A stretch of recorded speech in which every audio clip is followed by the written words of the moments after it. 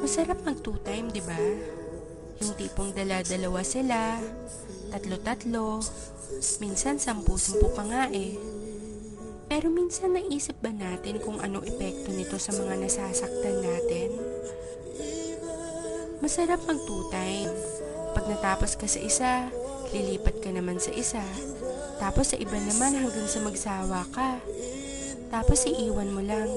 Kasi may nakita kang mas gwapo o mas maganda sa kanya. Minsan pag nag-away kayo ng number 1 mo, damay-damay pati yung second, third, and so forth. Kawawa naman sila, no? Samantalang wala naman silang ginagawa sa'yo kung di ang intindihin ka at mahalin lang. Bakit nga kaya masarap mag two-time?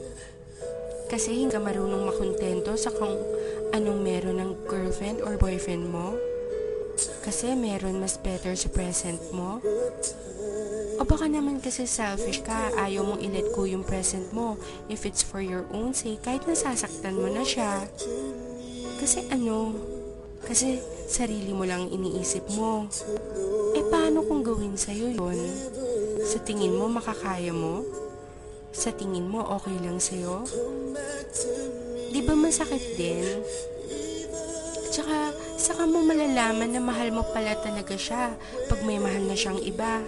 Pag hindi na ikaw ang mahal niya. Guys, masarap pagmahal at mahalin. Sana lang, marunong tayong makontento sa ibinigay sa atin. Tayo-tayo na nga lang ang nagkakaintindihan. Tapos tayo-tayo pa ang nagtataluhan. Guys, wake up! Mahalin yung mga girlfriends, boyfriends nyo. Be loyal.